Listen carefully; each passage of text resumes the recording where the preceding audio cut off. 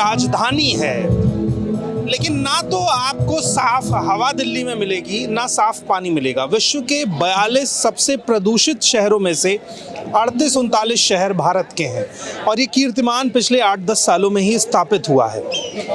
दो पंक्तियां मुझे याद आती हैं कि जो नशे में धुत हैं उनकी कहें क्या, होश वालों को संभाला जा रहा है। दिल्ली के भीतर अगर आपको साफ पानी चाहिए तो आपको आरओ लगवाना पड़ेगा, साफ हवा चाहिए तो एयर प्यूरिफायर लगवाना पड़ेगा, और अगर इसके बाद आपको स्वच्छता चाहिए तो आपको खुद उसके लिए प्रयास करना होगा। लेकिन आपसे टैक्स हर तरह के लिए जाएंगे। आज जंतर मंतर पर वो तमाम लोग इकट्ठा हैं जिनको इस बात से तकलीफ है कि दिल्ली का दम क्यों घुट रहा है, और ये सवाल एकदम जायज़ है क्योंकि दिल्ली का AQI 500, 600, 700 का आंकड़ा पार करते करते कब 800 पहुंच गया समझ नहीं आया। और देश के प्रधानमंत्री आपसे कह रहे हैं कि मौसम का मजा लीजिए। ये कैसे संभव हो सकता है जब एक शहर का दम घुट रहा हो? डॉक्टर रिकमेंड कर रहे हो कि जितना जल्दी हो सकता है प्रसव जिन महिलाओं को होने वाला है वो दिल्ली छोड़ दें, जो बच्चे 2 साल 3 साल से छोटे हैं वो दिल्ली छोड़ दें, वरना लॉन्ग टाइम में उनके लिए अस्थमा जैसी प्रॉब्लम्स हो सकती हैं। लेकिन सरकार, इस देश में प्रधानमंत्री और इस राज्य की मुख्यमंत्री, इन दोनों चीजों को ऐसे देख रहे हैं जैसे मानो कुछ हुआ ही ना हो। प्रदूषण एक बड़ी समस्या है। पिछले 10 साल में इसको लेके अलग अलग तरह से काम किया गया है और एक साजिश होती है कि कैसे ना कैसे इस पूरी समस्या का जो ठीकरा है वो इस देश के किसानों पर फोड़ दिया जाए कि किसान पराली जलाते हैं, इस वजह से प्रदूषण होता है। लेकिन भारत के लगभग 38-39 शहर टॉप 42 पॉल्यूटेड सिटी में आते हैं वर्ल्ड की। क्या सब जगह पराली जलाई जा रही है? ये भी सवाल होना चाहिए।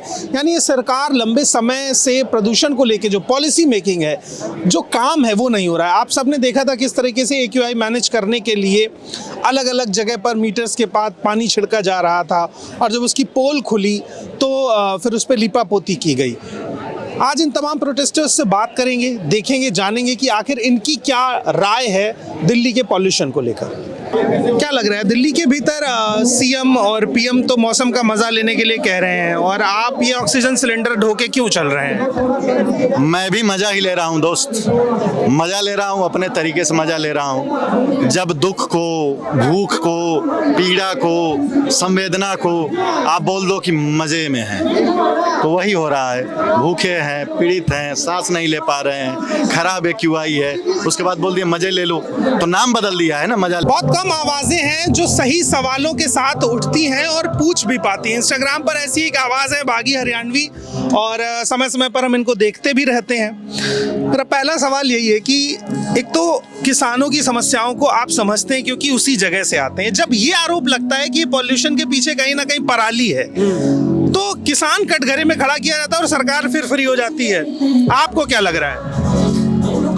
दोस्त, अभी है ना हमारे जो इन्वायरमेंटल मिनिस्टर हैं भूपेंद्र यादव, उन्होंने अभी स्टेटमेंट दिया है कि जो इस साल है, अभी जो ये पीरियड चल रहा है अक्टूबर से नवंबर, इसमें 90% रिडक्शन है पराली जलाने में। अगर तुम ये कहोगे, ये ब्लेम करोगे सिर्फ किसानों को कि किसानों की पराली जलाने के कारण प्रदूषण हो रहा है, तो जो मेन मुद्दा है ना, मेन रिसोर्स है पर्यावरण प्रदूषण का, आप उनको छुपा दोगे। मेन सोर्स क्या है प्रदूषण का? मेन है व्हीकल से निकलने वाला धुआं, दूसरा इंडस्ट्री, तीसरा वेस्टेज। ये मैं मेरे खुद इमेजिनेशन से नहीं बोल रहा हूँ, ये डेटा है। इन्वायरमेंटलिस्ट है सुनीता नारायण, वो बोलती है कि ये मुख्य मुद्दा है प्रदूषण का।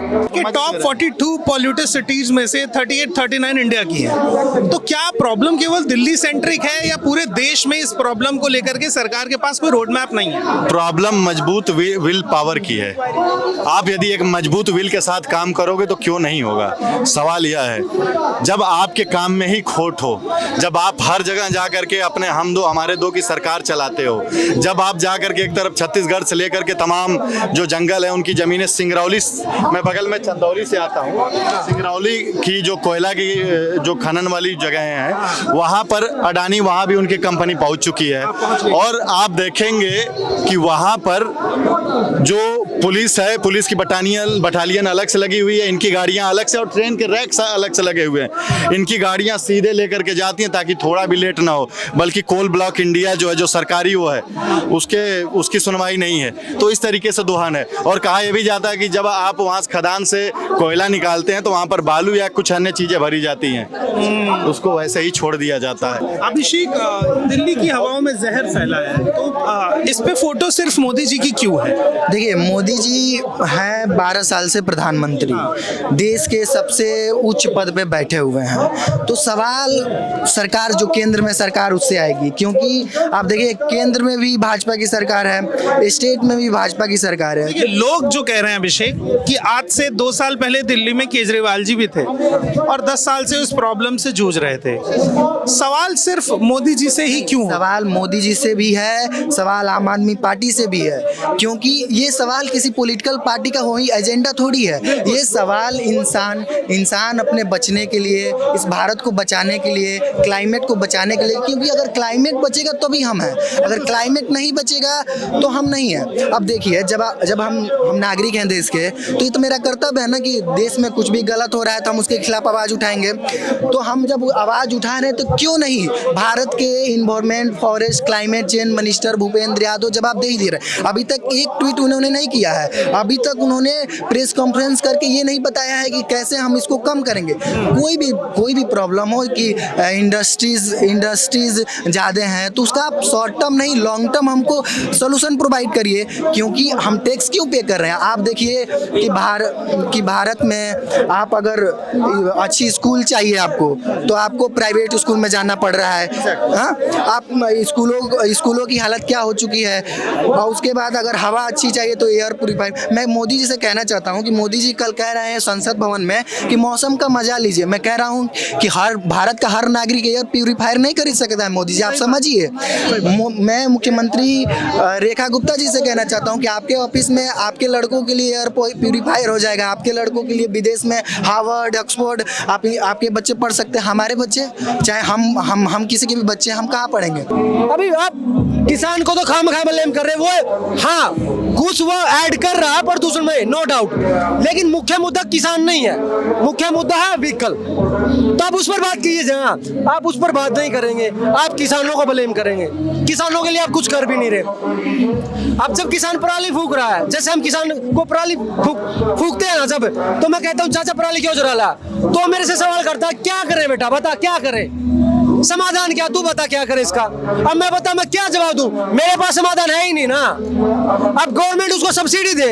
अभी मान लेते हैं जो पराली है, जो उसको वो काट कर छोटे छोटे पीसेस में काट कर यदि मिट्टी में मिलाएगा ट्रैक्टर द्वारा तो करीब 2000 रुपए का खर्चा एक्स्ट्रा आएगा। और किसान के पास उतना पैसा नहीं। अरे वो फसल ही नहीं बिक रही भाई, उसने जो इन्वेस्ट किया फसल में वही उसको नहीं मिल रहा। वो तो ठीक है। अभी मध्य प्रदेश में विधायक हैं विक्रांत भूरिया, उन्होंने इसी वाली उसमें सिंगरौली से आगे बढ़ते हुए जो जंगल थे वो भी अडानी को दिए जा रहे हैं। उसमें बताया गया कुछ 1000 पेड़ कट रहे हैं, लेकिन उन्होंने बताया कि कई लाखों पेड़ कट रहे हैं। यदि अंडमान निकोबार में यदि आप पेड़ काट रहे हैं तो पेड़ कहाँ लगा रहे हैं? हरियाणा में लगा रहे हैं। तो सीधे तौर पर इकोलॉजी जो होती है, इकोलॉजी, उस पर खतरा है। तो सस्टेनेबल डेवलपमेंट की जो हम बार बार बात कर रहे हैं उसके ऊपर गंभीर खतरा है। आप ऐसे समझिए कि ये जो सरकार की मंशा नहीं है कि यह आम जनमानस को लेकर के सोचे। सरकार की बस एक ही मंशा है, कैसे इनके मित्र अडानी को लाभ दिया जाए, और हम तो भाई कीड़े मकोड़े हैं यार, हमारी कौन सी। एक और सवाल है, जो सीएम है दिल्ली की, वो कहती है कि अरे कहाँ पॉल्यूशन है, वो खुद के लिए 6 एयर प्यूरीफायर खरीदती हैं, उसका बिल सामने आ जाता है। तो क्या लग रहा है, सरकार जानबूझ के इस समस्या को छुपाने की कोशिश कर रही है? बिल्कुल भाई, वो तो बोलेगी ना, वो तो एक्सपोज हो जाएंगे, वो तो मना करेंगे कि यहाँ प्रदूषण नहीं है, क्योंकि उनको है ना भागना है ना अपनी रिस्पॉन्सिबिलिटी से कि सब चंगा है। लेकिन देखिए भाई, मैं गांव से आया हूँ, यहाँ कुछ पीड़ा लेके आया हुआ ना, मैं 1 सप्ताह तक मेरे रूम में रहा भाई, मैं कैद महसूस कर रहा था कि भाई वायु प्रदूषण के कारण। और वो प्रदूषण कहाँ से आ रहा? दिल्ली से। दिल्ली में जो लोग गाड़ियां चला रहे हैं उनका हम भुगत रहे हैं भाई। हम क्यों भुगते हैं भाई? तो भाई तुम रेगुलेशन कीजिए ना, पॉलिसी को आप गवर्नेंस में कुछ काम नहीं कर रहे, पॉलिसीज में कुछ काम नहीं कर रहे। पेपर पे तुमने बना दिया भाई सब कुछ, हम सब्सिडी दे रहे हैं, ये दे रहे हैं, लेकिन ग्राउंड लेवल पे कुछ नहीं है दोस्त। और एक वो वीडियो बड़ा वायरल हुआ था, आपने भी उस पर बड़ा अच्छा स्टेटमेंट दिया था। वो जो AQI मैनेज करने के लिए मीटर के आसपास ही पानी छिड़का जा रहा है, क्या लग रहा है समस्या ऐसे हल हो सकती है क्या, जैसे सरकार काम कर रही है कि झाड़ू मार के कूड़ा बेड के नीचे कर दो? भाई है ना, वही बात है ना, ये मतलब वृक्ष को ऊपर से काट रहे, नीचे से नहीं काट रहे, जड़ नहीं निकाल रहे। तो ये मतलब क्या हो जाएगा? तुम जो बारिश करवा रहे हो या और जो भी फंडा रच रहे हो, कुछ नहीं होने जाने वाला भाई। ये तुम है ना अपना जो ये मतलब समस्या से भाग रहे हो भाई। तुम्हारे पास, तुम करना नहीं चाहते भाई, तुम्हारे पास फंड भी है, तुम्हारे पास रिसोर्स भी है, लेकिन तुम्हारी नीयत नहीं है भाई करने की। मैं अपने इंस्टाग्राम के तमाम व्यूअर्स से ये अपील भी करूंगा कि मैं खुद बागी हरियाणवी को देखता हूं, और मैं इसलिए भी देखता हूं कि वो जो स्टूडियो वाला सेटअप होता है उससे बाहर निकल के एक आदमी गांव घर में खड़े होकर के और एक आम आदमी की तरह जो बात करता है, वो बात मुझे बहुत अच्छी लगती है। आपको इनके एक दो शब्दों से आपत्ति हो सकती है, लेकिन इनकी मंशा बहुत अच्छी है। ये वीडियो मैं इनके साथ कोलैब करूंगा और मैं चाहूंगा कि आप इनका सपोर्ट भी करें। और पर्यावरण के मुद्दे पर, पॉल्यूशन के मुद्दे पर, क्योंकि देखो सांस तो सबको लेनी है, वो कांग्रेसी हो या भाजपाई हो या आम आदमी पार्टी का आदमी हो, तो पार्टी से हटकर अपनी सांस की लड़ाई में इन तमाम मजबूत लोगों के साथ आपको खड़े होना है। बहुत बहुत धन्यवाद और बहुत बढ़िया लगा आपसे बात करके। भारत में जो पर्यावरण मंत्रालय है वो जिन महाशय को दिया गया है, भूपेंद्र यादव को, अगर जीके के क्वेश्चन में ये सवाल आ जाए कि भारत का पर्यावरण मंत्री कौन है, तो बच्चों को जवाब नहीं पता होगा, क्योंकि भूपेंद्र यादव जी अपने मंत्रालय का काम करने के अलावा बाकी सारे काम करते हैं। वो बिहार चुनाव में एक्टिव थे, वो कांग्रेस पर हमलावर होते हैं, वो आम आदमी पार्टी पर हमलावर होते हैं, प्रधानमंत्री मोदी का हर एक ट्वीट वो रिट्वीट करते हैं, हिंदुत्व विचारधारा फॉलो करते हैं, आरएसएस के लिए मर मिटने को तैयार है, लेकिन जो मंत्रालय उनको दिया गया है उसके लिए वो कोई भी काम नहीं करते हैं। आप पिछले 10 दिन के उनके ट्विटर हैंडल को देख लीजिए, आपको समझ में आ जाएगा कि इस समस्या के लिए वो और उनका मंत्रालय कितना गंभीर है।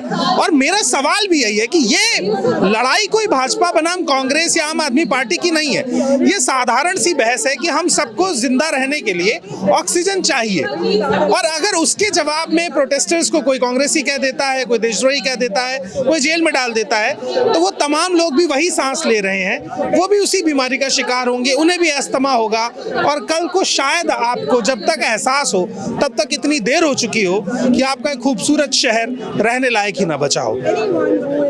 मेरी गुजारिश ये कि इस तरह के प्रोटेस्ट में आप लोग आए। ये प्रोटेस्ट किसी सरकार, किसी नेता के खिलाफ नहीं होते हैं, ये प्रोटेस्ट आम जनता के अधिकारों को और उनकी सोच को आपस में जोड़ने के लिए होते हैं। आप ऐसे प्रोटेस्ट नहीं करेंगे तो धीरे धीरे दिल्ली में आपने पानी की लड़ाई छोड़ी तो आज पीने योग्य पानी नहीं है, आपने यमुना की लड़ाई छोड़ी तो आज यमुना नहाने योग्य नहीं है, आपने अगर ऑक्सीजन की लड़ाई भी छोड़ दी तो आप ये मान के चलिए कि दिल्ली NCR 10 से 15 साल बाद रहने लायक जगह नहीं बचेगी।